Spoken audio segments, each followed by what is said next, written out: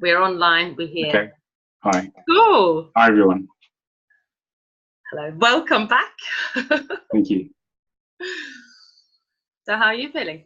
You okay? Oh, looking forward to the show. Yeah. Last one today. Yes. Would you put this time around though? Yeah. Because it will probably be more as we go forward, but that's how we get prompted, you know. Yeah. But yeah, cool. Okay. So anyone jumping online on Facebook, please stay with us. Anyone on Zoom, please stay till the end because we've got a gift. We've got a special treat. We've got something that we are going to give away. But you've got to stay till the end. Okay? And we'll tell you what it is when we get there. So Nicolas, or again, people know you, but just a little bit about yourself, about the your book and your journey up until today, please.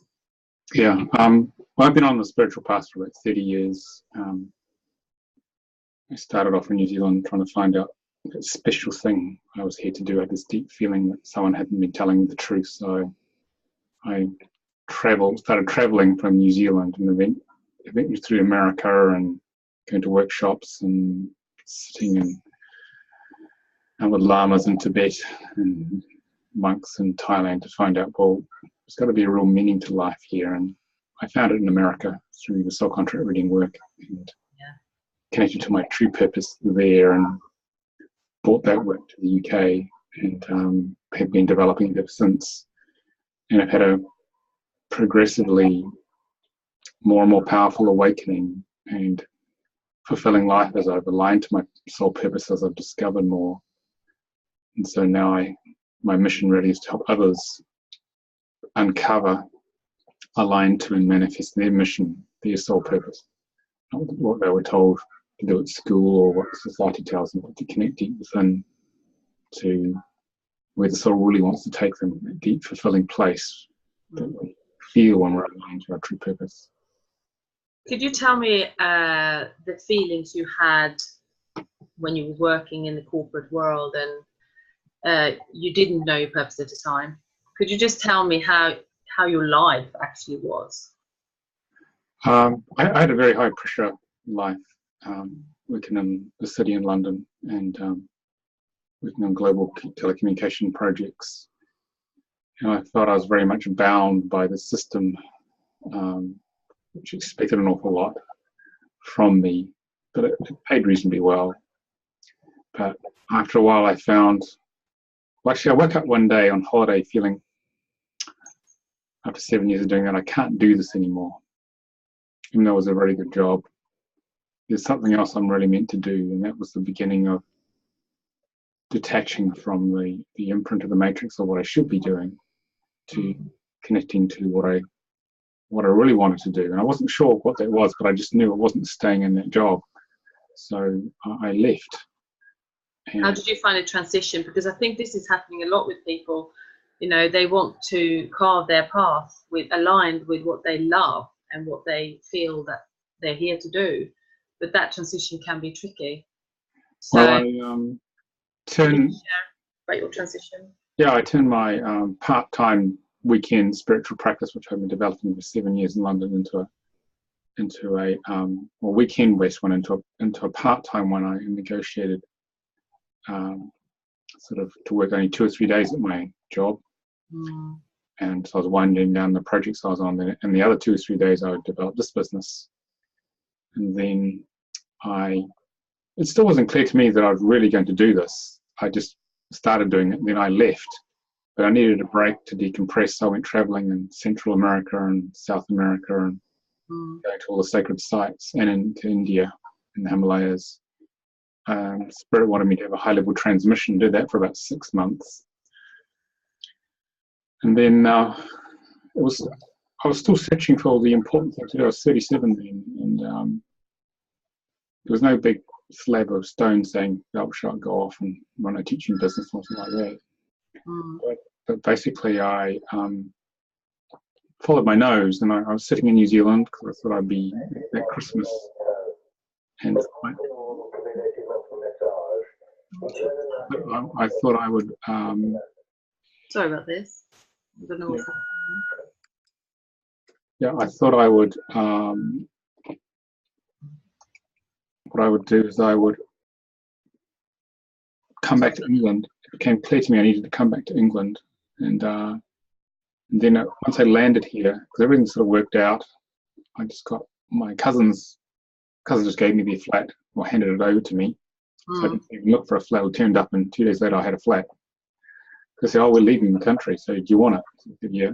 And instant manifestation. It was really quick, and then I started turning this part-time practice into a full-time practice, which was a very big learning curve. It was a bit scary, having had a big corporate handbook on how to do things. So I learned how to run this business the hard way.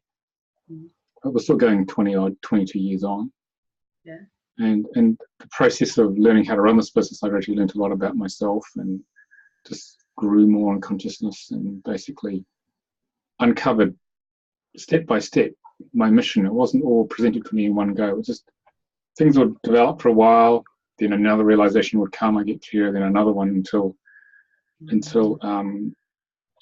I got this urge to write my book, Your Soul Contract Decoded, which became an Amazon #1 bestseller because it was an urging from spirit, and I got better at following it. And I had met Almira Ariel Hilaire, who we created the Center for Conscious Ascension together, and we were life and business partners.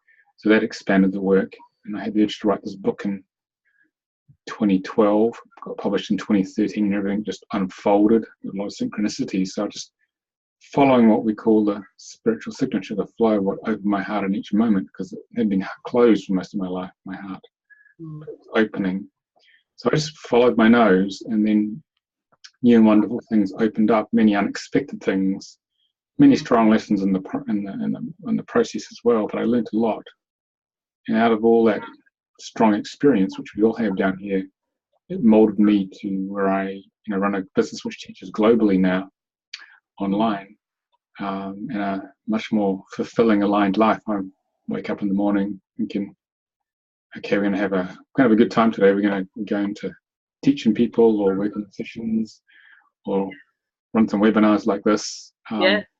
Just awesome. Yeah, it's a lovely life, and I get paid for it, and I do what I love doing. So it's quite a comparison to what I used to do, working for someone else. It's a different world. Yeah. I mean, I think it's a big thing at the moment, purpose, because not just spiritual businesses and coaches and healers are talking about it. It's like talking about it corporatively as well, and beyond in business and everything. So I think the key here is really for people to understand that there is a path, even if it seems hard to overcome or get clarity on it. It's to follow your nose, follow your prompts, and try to follow your intuition and trust it, really, because we're meant to do what we came here to do. It's only really the mind and the ego stopping us, right? Yeah, I've got a little diagram to demonstrate how that works, so I'm just going to show that now, to make it a bit clearer, or what I discovered in the process here. So I'll share the screen here. Yeah, lovely, thank you. All right, so this is what we call the spiritual map of life, and I'm going to find the right color here. So initially when we start off, when I was just still in the corporate world and I was just starting to wake up spiritually, the blue dot's my little ego. I was very much in my left brain trying to figure it all out as I was trained. I trained as an engineer a long time ago. Yeah. And I was following the path of my ego, the path of suffering, which is what I call this little dotted line here. Yeah. Life was challenging. Life was very demanding. And then as I started to expand my consciousness here into the vastness of my spirit, because it's not just us in the third dimension, it's here all the way to the source through the higher dimensions. And I started to heal myself. I started following what we call the spiritual signature, the path of bliss. And the Buddha talks about the path of suffering. And the spiritual signature is a dark, heavy line here. And this line is where, in each moment, there's one right action which comes from feeling the heart. what opens it the most. And this takes a lot of practice and healing and clearing. So gradually I was starting to converge more and more all the time, following the spiritual signature. What is the next right action? It's taken many years. But as I converged on it and became more conscious of the feeling of the heart opening, because my heart had been very closed because of childhood, life started to open and flow. So I was actually aligning with the signature here, where my soul wanted to go. So I've evolved into living life in the moment and doing what feels right next. And I used to have these business plans and of how to run this business. And because it was all with my left brain, half it never worked. No. But now what happens is that then Almera taught me to follow the heart. Then what happened then is things started to flow. You say this right thing in the right moment, you contact the right person, you deliver the right workshop at the right time. So this is about shifting from following the path of suffering, the ego, to the path of spirit. And that's actually how we get to true purpose. It comes from within us. And it's about getting emotionally clear enough of all the ego programming, enough ego programming to be able to feel that signature. And the more we can feel it, the easier life flows, because when you do take the right action, life opens, doors keep opening. You don't get the roadblocks that most of us have when we're younger, continuing as we get older. This is what I'm talking about here. Very good. Aligned to purpose. So, I mean, the thing is, the dropping into the heart, we always get the right answers. So it's this alignment with spirit is really, we start with the heart. Yeah. And opening up, right? Yeah. So good way of doing that is meditation. And we've discussed in the previous shows as well. Yeah, meditation, opening to high consciousness. Yeah. Doing your emotional work is really important. This is what I call the ego onion. This is pure love that we are, the soul. And this is our ego onion. It's about, as we try and do our best to follow the spiritual signature and align to our soul purpose, we peel the onion with healing. We use divine healing for that, but you can use all sorts of forms of healing. Sure. But as you peel that, your access to the flame of consciousness gets easier and clearer. And that's where life starts to flow better. So if you're on the spiritual path, life is flowing better. You're getting younger because there's less, or you're aging better, because there's a lot less of this onion to peel. And therefore there's a lot less drag weight, karmic drag weight for moving forward. Well, you wake up feeling free and empowered. Yeah. You know, I remember when I first started training with you and Almera, there was a lot to clear, in the beginning. But as I became an expert, it kind of is easy now. It's like you just clear it and you just move on. Most of the day is great. And this is another thing I'd like to encourage people that are listening, thinking, oh my goodness, I have so many things I need to clear. But it's like, okay, well, it might feel a little bit tough in the beginning because you're thinking, oh, there's lots of stuff coming up for me. But as you go, it will get less and it gets easier. I think it's just to pay attention as well. It's about just being learning to be present and moving out of our very busy left brains into moving into the heart and becoming very grounded and present with what is in the moment. Because 90% of what this worries about, the left brain, never happens. And focusing on being present with the feeling of where spirit wants to take us, because if we do that more and more and follow its flow, that's when the wonderful things turn up in life. There will be challenges along the way to get this clear, but it's worth it, because our higher self has a plan. It's not some random thing, life, that we're trying to stumble around and work through. There's actually a plan to have a specific type of experience here. And the more you align with it, the easier it's going to get. Yeah. But also more fulfilling, actually. Not to say becoming a karma, it's going to get more fulfilling. And that's where it's a very joyous experience. I had that teaching a subcontract reading training level 3 just this past weekend, where the flow went really well and everyone really got the work. And I was high for a good 24, 48 hours from it because I was in the flow. It's just wonderful feeling. Yeah. Yeah, and then also the ability to connect to joy and these ecstatic feelings become much easier as well as the layers are getting peeled off, because you're accessing the true essence and the true sparks of the divine, really. Yes. And then you feel great. There's no better way to feel. Yeah. That nothing else could beat it. Yeah. Okay, brilliant. I wanted to talk a little bit about, we can find our purpose through many different experiences in life. And the first part I'd like to talk about is like journey of life itself. And can we just go into that a little bit and what that looks like? Because we wait, we get born, and then journeying in life itself will take, get us closer to our purpose if we're listening. Could you just explain? Initially, we're designed to go to sleep as much as possible. We forget that we come from source, from the divine.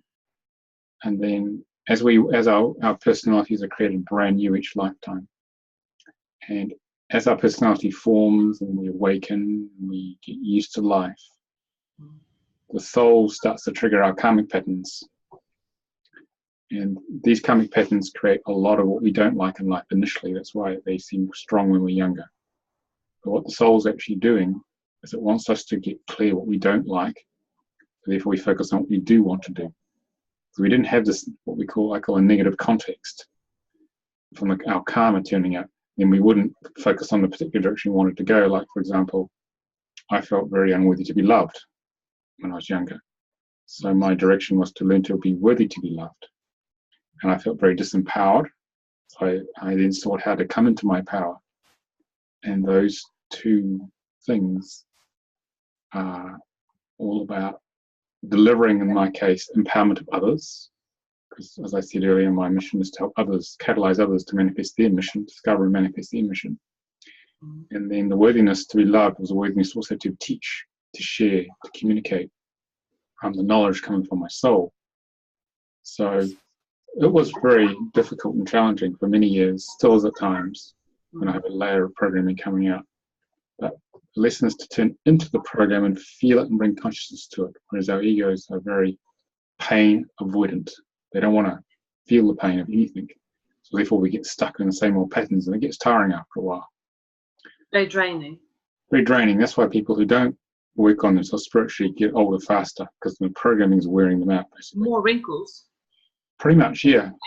Pretty more, because it's more heavy sort of programming and patterning and energy that is hanging there, isn't it? It is. That's why spiritual people look younger when they work on themselves, because they're dropping their density, their program. Or the spiritual people that's worked on themselves. Yeah. The quickest way to youth is to work on, drop your programming, clear your programming. Drop the programming, yeah. Yeah. So feeling consciousness to the program is the key in transforming it. And we identify the programming with the soul contract reading work, which is a Hebrew numerology, and then we clear the programming with a thing called divine healing at the center for conscious ascension, which is using the higher self to peel that ego onion I just showed you.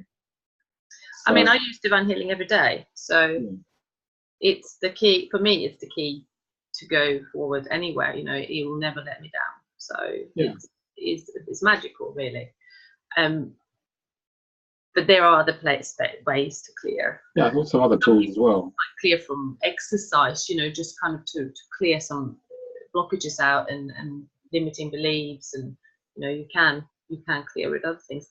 Now the other thing is, let's talk a little bit about growing from our mistakes. Although in a way I don't like to call it mistakes, but challenges and things that we've been exposed to, so that we grow from it. It may feel like we're making mistakes, but actually they're just part of the growth. So let's talk a little bit about that. There are no mistakes ultimately. It's just we all think that someone else's life is better and the grass is greener on the other side. I wish we hadn't done that or said that. But every challenging karmic experience, or quote mistake, or mistake within the context of a karmic experience, is a learning process. We learn wisdom we learn to do something a bit better next time. So it's important not to judge ourselves, because the judgment of our ego, which is usually quite strong, holds in the programming. It's like, okay, that happened, and yes, that was pretty life-changing. Wish I hadn't done that. But here's what I learned, and it's about taking what you learned and then using it as a foundation to grow, become wiser, more conscious for the next step in life. So it's about being grounded in the present moment rather than looking back at the past and saying, I wish I hadn't done that big thing or said that, because it's all about learning here, and it's an intense learning experience coming into these human avatars. When we're in a body, we learn much faster, which is why there's a queue upstairs in the high dimensions to come in, even though we wish, what am I doing here? Yeah. I pushed myself to the front of the queue, must have been balmy. But the intensity is what we need, because we grow faster. So it's all about growth and consciousness, which is the soul comes for, and to increase the proportion of unconditional love within us. That's the whole purpose of this. So that's why mistakes create this intensity for us. I think a good way to, you can always look at the silver lining in every experience you have. You could even write it down, actually. If something felt challenging, you would have learned there would have been something good coming out of it. And to name that, I think it's a good thing to do, because you're owning it and you're feeling, actually, this was really worthwhile. It doesn't seem like that at the time often. It's like, oh my God, that was horrific, that experience. But actually, with a bit of time and a bit of healing, you look back and realize, actually, I learned to become empowered there, or I learned to deal with my dark side, or I learned to become worthy, or set firmer boundaries, or trust. Let go being playing the role of the victim. It could be all sorts of really strong patterning, which we feel as or the rescuer, or something like that. Yeah, exactly. Yeah, because there's lots, we take on many different roles, and being able to let go of stories as well about. They're ultimately stories of the ego, and we get very attached to our story and we get invested in it, which makes it even harder to let go. But we're just one great story. It's just a play down here, playing out, and ultimately none of it's really real. Just that we feel it's real, because if we didn't, we wouldn't engage with it as strongly as we do. And I feel as well, the truth is, with the purpose of life, is that once you're tapping into this, you can rewrite your story, right?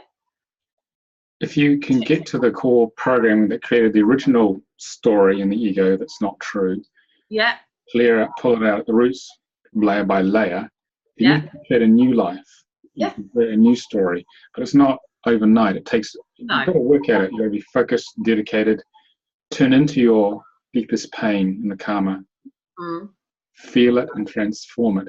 Then you get the more fulfilling, aligned life. So it does take work. There's no instantaneous solution. There are no shortcuts. No. You cannot pay for it on the internet and get it done for you. You've got to do the work, basically. Yeah, you've got to do the work. I think it's like with anything, we talked about being spiritually fit before, but if you commit to, let's say you get a new job and you need to learn new things to get a better pay rise or whatever, or a promotion, you keep improving, right? You're not going to just stay in one position. This is the same thing with life. If we keep investing in our growth, our whole life will grow.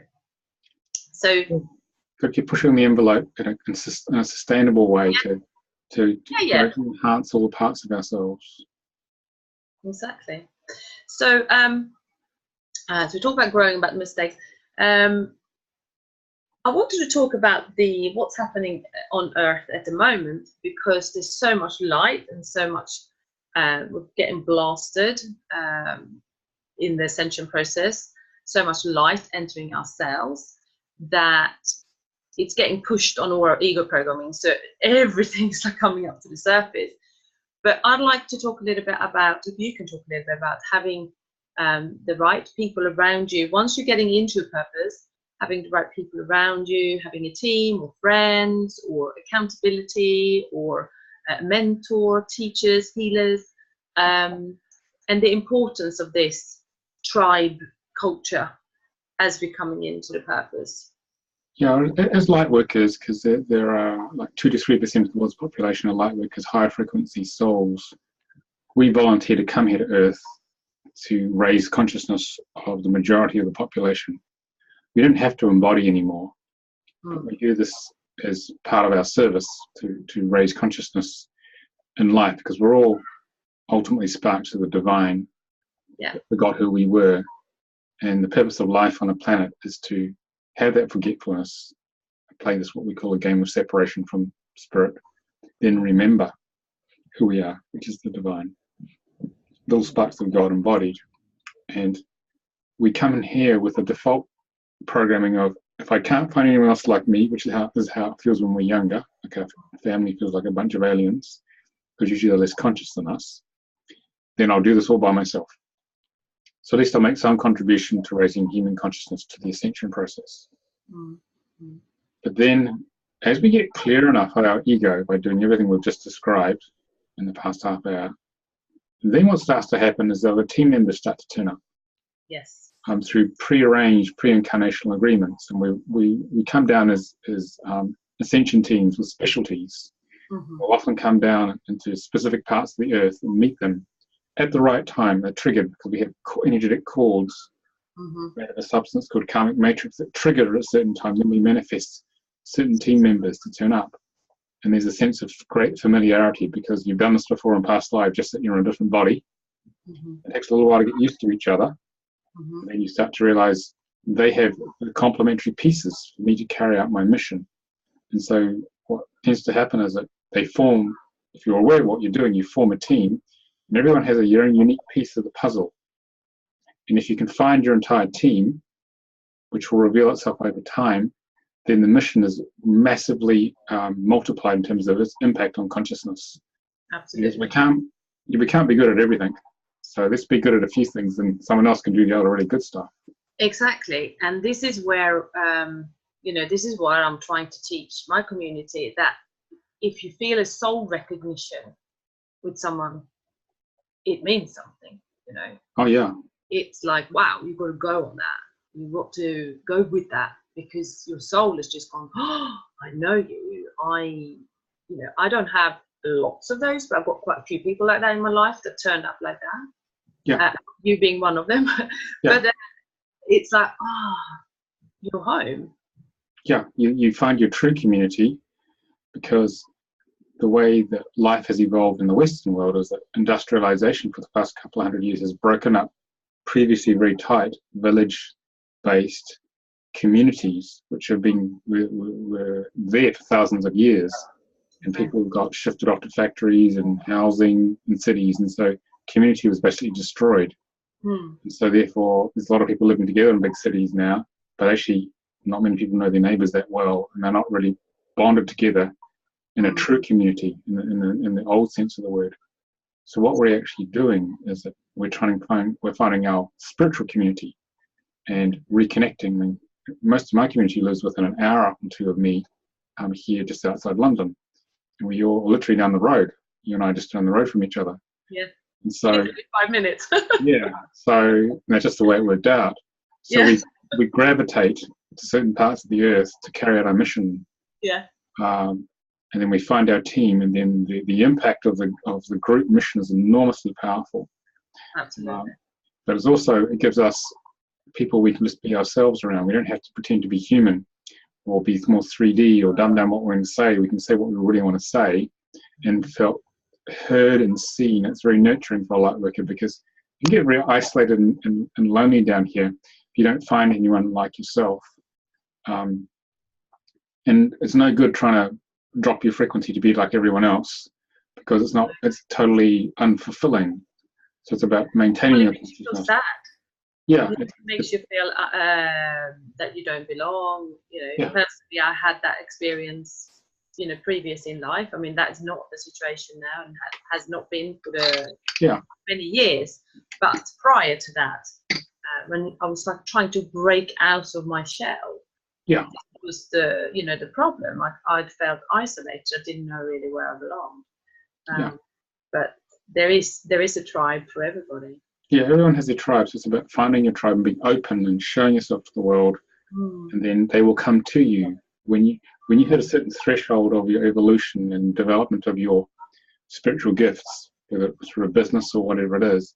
Then they start to turn up, and then you can start to co-create together. So the power of it is enormous. If you had 17 members, it's 2 to the power of 7, the impact in terms of like number of people, because the synergy of a group consciousness is much greater than one individual doing it all.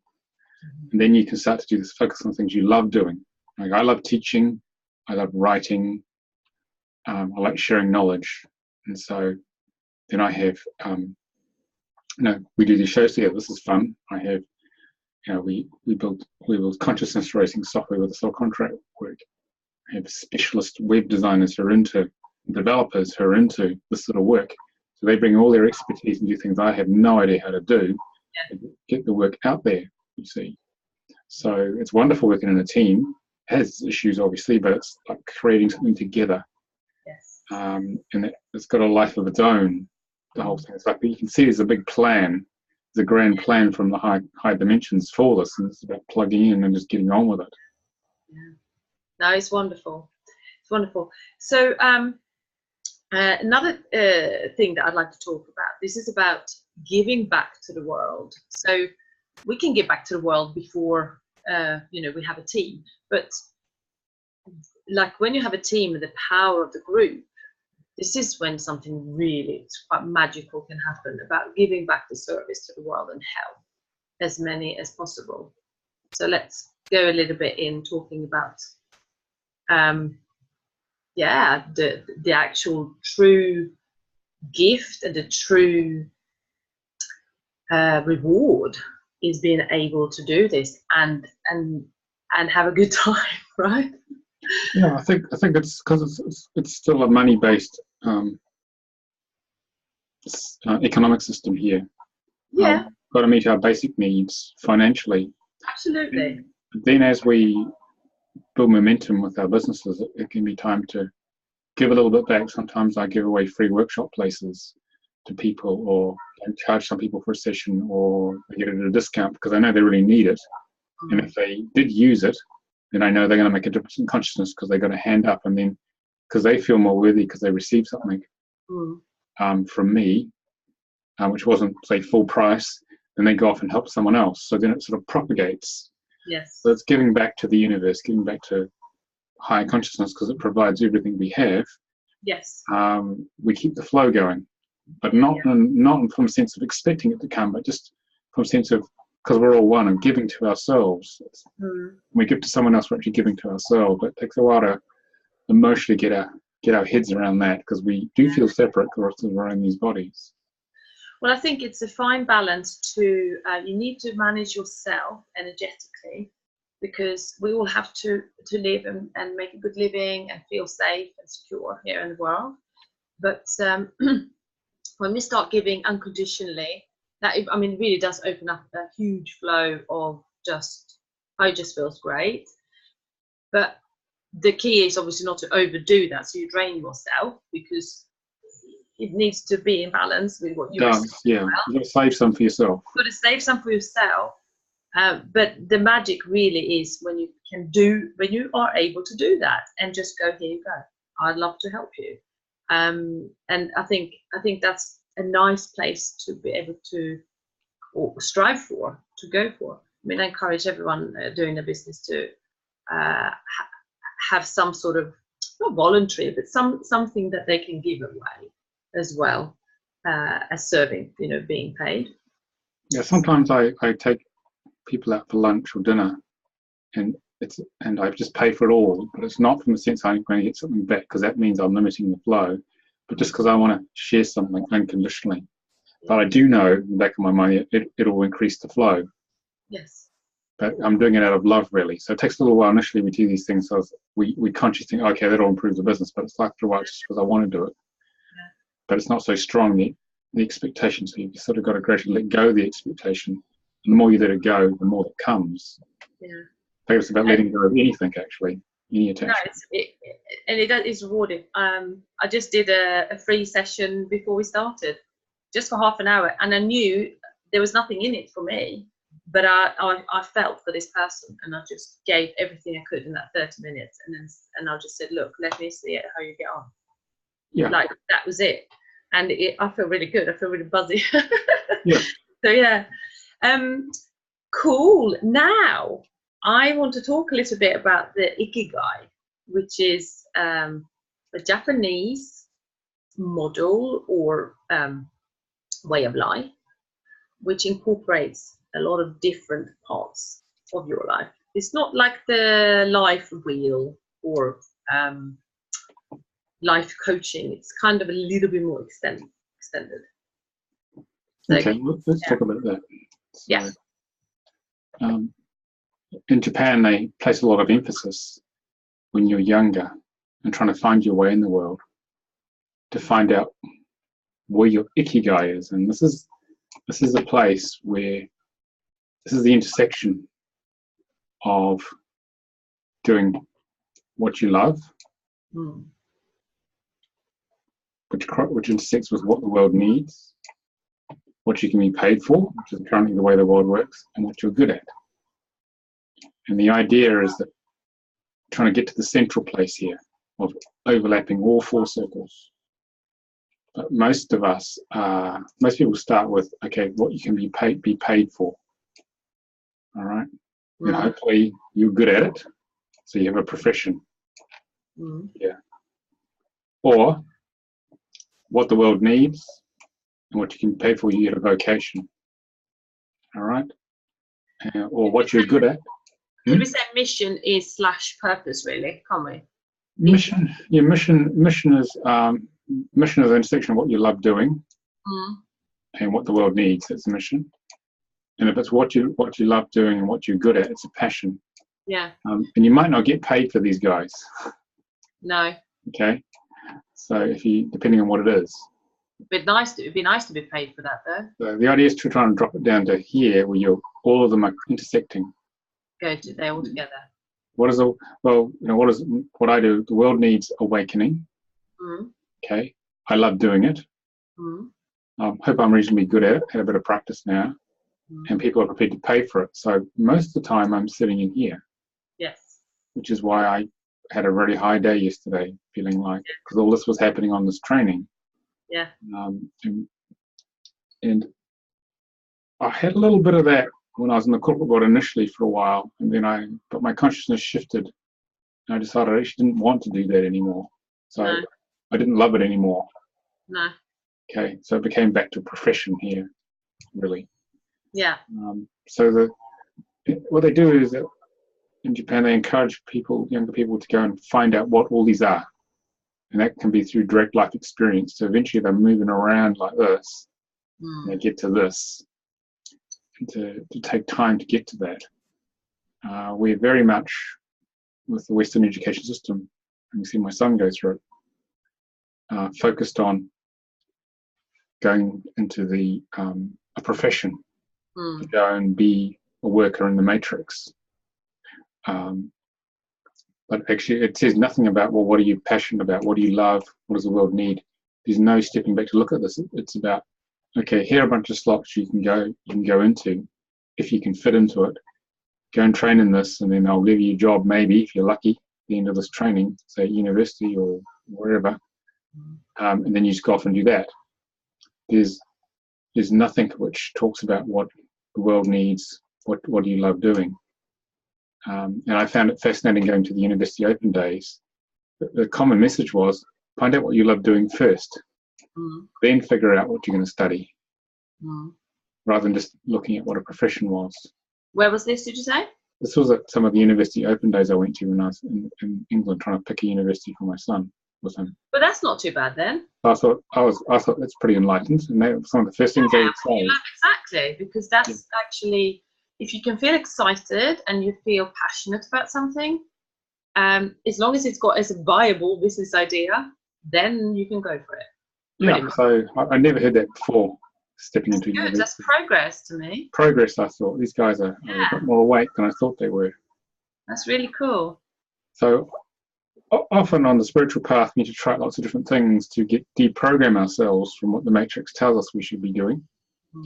Like get a profession, I left my profession very early because I didn't like it, which is that's a no-no. But now I'm doing this. I'm doing what I love doing, and life is much more satisfying. So it's about finding out what is that, because everyone has that somewhere. But the question is spending the time to actually discover what it is, and obviously learning how to create that. It could be working for someone else. Not everyone's designed to work for themselves. It could be running your own business, which takes a lot as well. But it gives you sovereignty and autonomy to make a difference when you run your own business. Or you work for a visionary organization that is doing this anyway, doing all of this. Oh yeah, you can get a lot of fulfillment with the right. You can get a lot of fulfillment that way. So it's just a matter of what your right place is, and we get back to being grounded and present with what opens the heart in each moment. And if we get clear enough emotionally, then our soul will take us there. Absolutely. Rather than sort of figuring it out with the left brain, which leads to the path of suffering. So it's available to everybody. If you get the right tools and follow the flow of the heart, you can actually get to this, something very fulfilling. It's a very peaceful space. I mean, I would probably say that I'm there. Yeah. I've discovered this show lately, which makes me really excited. So there's obviously another sort of just tied to, to what I'd like to do with what I already do. But yeah, very exciting. It feels like a very peaceful space to be in. Yeah. Okay. Now this is really juicy. So for those who hasn't had a soul contract reading or doesn't know what it is, or maybe have just heard of it, it's a sacred numerology that decodes your life through decoding the sound of the name. So it's actually a vibration, your name. And when we decode this, we get these numbers, and they mean different things depending on where they are in your chart. So we can go in deeper, but we want to do a numerology chart of John F. Kennedy, which well, he passed away many years ago. But the idea I had with this, I spoke to Nicolas about this, and I said, why don't we do the chart of someone like this and explain his purpose and how things played out for him in his life, and how true it was really to to his chart. So his life was very true to his chart. So yeah, please tell us more. Maybe thinking now that some people doesn't even know what this is, Nicolas. Make it very small breakdown. Okay. All right. So this is John Fitzgerald Kennedy, who was probably one of the most famous American presidents. So what we've done to find out what is the core program and what we call his soul contract that's creating his life by the law of attraction is that we've converted his name to the equivalent Hebrew sounds here, because we use Hebrew here. We have 22 Hebrew sounds, and we get these Hebrew numbers, which we decode on the Star of David. Yeah. And the Star of David has both a physical and a spiritual component. And it also has, within each one of these, we have karma or lessons, mistakes if you want to call it that, talents, and goals in the physical outer world and within the spiritual world. And we do some maths here, which we don't have time to go into in detail, but basically we calculate all these different aspects here in 6 outer aspects, and we then calculate the soul destiny in the middle as a result of that, the life purpose, the purpose of the show. So if you become conscious of what these 6 outer aspects are, then you can, and you work on them consciously over time, you can then manifest your purpose, and the purpose will be revealed gradually, layer by layer, as I was describing in my own experience. So for John Fitzgerald Kennedy, we have in his chart here, we have bridging it are these 9s here, and the 9 is the dragon, and it's in karma and goals. So what it means is that his life was all about the proper use of power. He came from a very powerful, wealthy family who had misused power in the past. So he was here to learn to use power properly in the role as president. And that was the major thing he was looking at. And he was trying to take care of people, which is the 13th form soul destiny. The purpose of his life was to embody and express the divine feminine energy by taking care of others, sharing the flow of the divine feminine here. And he was a great speaker, which is the 5, speaking great truth, which is the symbol here. And he didn't come to Earth very often, which is the 8, which is like a little amoeba. So he was a real pioneer with his 5. He's talking about going to the moon, and his speeches were very inspiring. He had a very powerful voice, which comes from the 5. And he was a great communicator. He would absorb a lot of knowledge with the 12, and he'd really communicate it with his 3. That's why his speeches are so famous. And the 6 here was great focus. He tried to do all sorts of radical things to improve life, and he was greatly loved because of this, trying to take care of everybody. And because he was from a very privileged background, it was difficult for him to be grounded and connected to what everyday life was for some people, which is the 8 here. He found it difficult. All right, but he was trying, and he had a lot of all this power of the 9s was necessary to be in one of the most powerful jobs in the world, because you need enormous power to be able to hold that job, because the pressures are so enormous, given you're the leader of the free world, if you want to call it that. So this chart here showed that his purpose was to overall open people's hearts and look after everybody, but doing it with a lot of dragon power here, and with a lot of incredible oratory and inspiration, vision. This is his vision here, to make a difference in the world. And the 3 shows he was a natural leader as well. Yeah, and the teacher. With the 5s as well, Nicolas, it's very much like past lives would have been you've been executed and killed for speaking the truth. Yes. Right? And it happened again. And it happened again. Yeah, it happened again. Yeah. Yeah. He was going to reveal the truth about extraterrestrial presence on Earth. And that was actually what got him killed in the end. Plus, there are other things as well, but that's actually what happened. He got, That and I mean, the 34 was to be honest, I remember when you first taught me the soul contract, you said that the 13-4, it wasn't very common. You don't see it much in older people. Like it's an energy that's coming in much more now because we're racing in frequency. So maybe a soul destiny of 13-4 was quite special. Well, back in the 60s, yeah. Back in this time. He was born in 1917. Yeah. It's so at that time.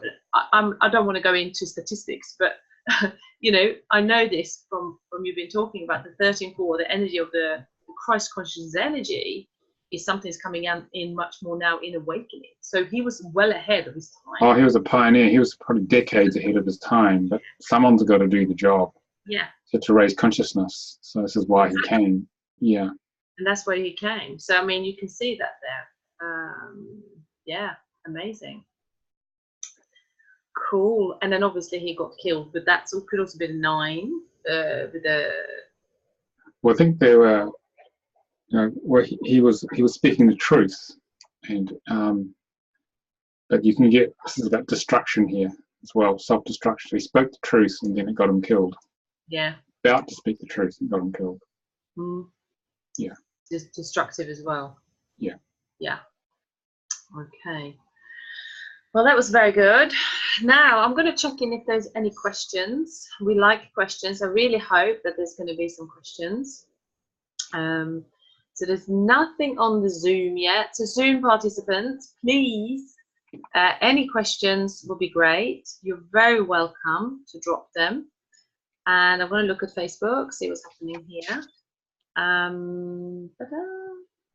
Any questions? Okay, so there's no questions there either. Well, that's okay. I might come up with a question. Let's check the Zoom again if there's anything. So anyone listening now?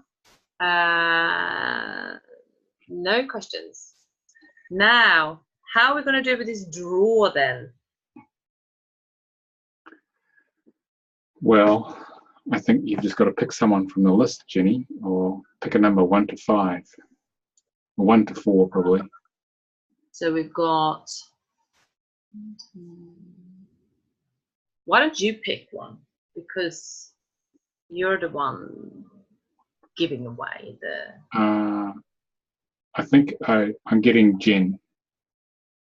Cool. Okay, so Jen, you've just won a soul contract reading report. It'll be a written report which will describe in great detail what you've actually what your life purpose is. There'll be 70 pages of it. Okay, it's a little treat for you. So wow, thank you. Yeah, so Jenny will contact you because we need to get some information off you, like your birth name, birth certificate name, and your date of birth. Yeah. And then we will have to we'll generate that report and send it to you as a PDF. So it's you need to prepare yourself. It's very in depth. It's very powerful. It'll probably change your life completely, but that's what we're here to do. And hopefully, you'll discover more about your life purpose and what your karmic patterns are, how to work through them, what your talents are, you need to bring online if you haven't already, what your goals are, both physically and spiritually. So congratulations. Yeah, congratulations. So Jen, your name is maybe longer, I'm sure, but from the email list, I'll find you and I will, she's very excited, I'll find you and I'll email you just with what we need. So if that's all right, so just check out for that email, probably later on tonight. Yeah, so for anyone else watching this, oh yes, if you would like to find out about what your soul contract is, you can find out more about the tools we talked about, soul contract reading and divine healing, with the website link, yourawakeningtoolkit.com. I'm going to put it in there actually. Yeah. Yeah, and if you want to do it yourself, you can get my book, Your Soul Contract Decoded, which is an Amazon #1 bestseller, which explains the soul contract reading work. And you can generate your soul contract chart just like you saw from John Fitzgerald Kennedy on the website soulcontractreader.com. Okay. Eventually, we plan to be able to make the birth reading, which Jen's going to get available online. But at the moment, we're still things are under development. But we thought we'd try it out tonight and see. It will eventually be available under soulcontractreader.com. At the moment, you can just get charts, but you'll be able to get readings in the near future. Cool. We'll make more public announcements about that when the time is right. Very exciting times to come. Nicolas, we have a question. We do. Yes. So okay. Peter is saying, how much should we listen to others' stories telling us what we are good at versus our own thoughts? Well, we often ask other people what's going on because they may have more knowledge and more specialty in a certain area which can help us. I still do that. I still seek help. And then it's a matter of discerning out of that, well, what's true for you? What opens your heart, Peter? Because the mind can fool us very easily, because the mind gets things wrong 50% of the time, which is not good odds. So half the time you're thinking about something, you're probably drawing the wrong conclusion. For example, you read a text from someone which is emotionally charged, and we often draw the wrong conclusion when we talk to them. It was a completely different issue they're really talking about. So it shows you how fallible the mind is. So if you're getting an inner communication, it's about trying on the idea in your heart. If it opens your heart the most, then that's probably true. If it doesn't open your heart, then it's the mind probably messing with you. That's about the best answer I can give to that. Yeah, that's very true. Give yourself also a break, maybe, to when you've been told something, digest it. Yeah. So don't react on it straight away. Kind of go and sit on it, and then it will come. Any more questions? Let's see. Not any there. I'll check in on Facebook if there's any questions there. Not at the moment. Okay, that's fine. Spirit obviously wants us to finish on time, like at 6 o'clock. That's fine. So there's time for another question if anyone wanted to answer or ask any questions. That would be fine. Zoom attendees, I've dropped Nicolas' details, and I've also dropped you a freebie, which is from me. Welcome to have it. I'm going to do the same with Facebook. So I'm going to do that now. Well, I'll do it probably after we finish this. All right. So thank you very much, Nicolas. That was great. Okay, thank you for having me, Jenny, and congratulations to Jen. Oh, yeah, we'd be interested to see your feedback, Jen, on how you find the text-based birth chart reading. Yes. It's part of our development process, so you can help our team out. Yeah, she will. I'll put all that in the email because we want some feedback, don't we? And then at the moment, this is for the Ascension Live Show, carrying on. I have my next guest at the 4th of March. So I'm having a small break, 3 weeks, but I will be, online still. So, and that will be all about the new Earth. So bringing more light into the new Earth. And I have a special guest, which I will reveal later this week. Making invitations. Okay. So thank you everyone for watching, and thank you, Nicolas. I'll catch you soon. Everyone else, if you need anything from myself or Nicolas, just drop us a message or an email. Okay, thanks, Jenny. Thanks everyone for listening. Enjoy. Yeah, enjoy. Take it easy, everyone. Align to your purpose. Yes, align to your purpose. See you soon. Okay, Bye. thank you. Bye-bye. Bye. Bye.